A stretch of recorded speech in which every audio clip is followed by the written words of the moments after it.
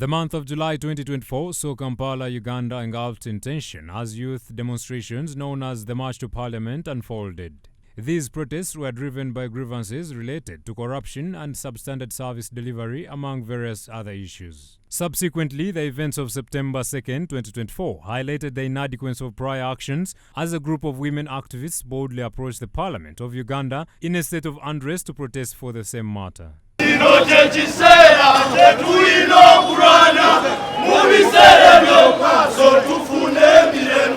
Today we had an engagement with Dr. Livingstone Sewanya, a human rights activist, to shed light on what the law says but also expectations from the public in regards to the peaceful demonstrations. He starts by explaining the Public Order and Management Act, where police has power to manage the freedom of demonstration in the country. The Constitutional Court ruled that Section 8 of the Public Order and Management Act 2013 was unconstitutional on grounds that the right cannot be unnecessarily deterred.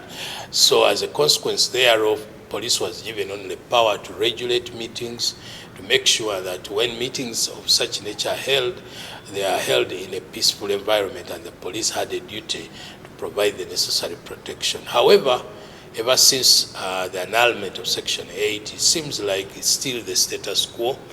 Police still hold power to prohibit meetings, regulate meetings, and consequently there has always been some degree of confrontation. The role of the police is to maintain law and order, and in this case, Dr. Sewanya explained some of the obligations of police in a public assembly, though in most cases force is applied, and according to him, it's due to misunderstandings between the two parties. The role of the police as we know it under Article 212 of the Constitution is to maintain law and order, and in as far as public demonstrations are concerned is to engage with those who want to demonstrate on the issue at hand to ensure that it is a matter of national importance. On the other hand, they should educate those who want to engage in such public demonstrations that they should be done take into account the aspirations of the people, ensuring that there's no disruption of their daily lives and also their businesses, and as much as possible there shouldn't be any injury that occurs. In relation to the recent March to Parliament demonstrations, he says police went a little extreme, though encouraged citizens to use demonstrations as a last resort. Generally, the police has used unnecessary force whenever they have tried to disperse such meetings. There should be more persuasion because the public is really aggrieved, and they see demonstrations as the only way through which they can convey their messages. So there should also be some sort of civilized approach, persuasion, but also minimal use of force. It should be used. On the other hand, those who want to demonstrate peacefully must always be mindful that they should use this approach as one of last resort.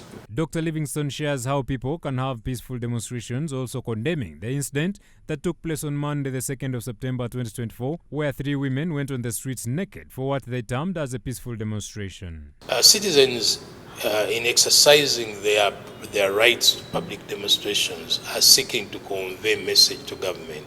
So their responsibility is to make sure that it's as peaceful as possible, that they are doing it with good agreement and in agreement with the powers that be, and where there is dissatisfaction, they should be mindful that there are other approaches.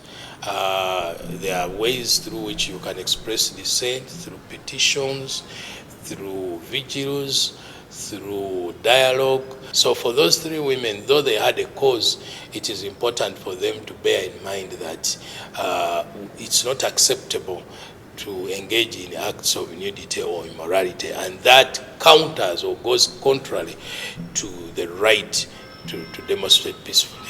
According to Dr. Livingstone Sewanya, the state should take serious matters of why people are increasingly demonstrating and encourage dialogue whenever issues persist. The state needs to be mindful of the grievances the public has.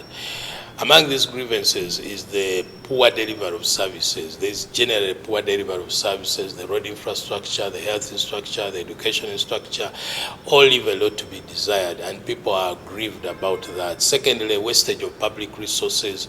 Again, the level of corruption is uncalled for, and there must be zero tolerance to that. Increasingly, it's important to have a meeting of minds, and that means there should be better communication.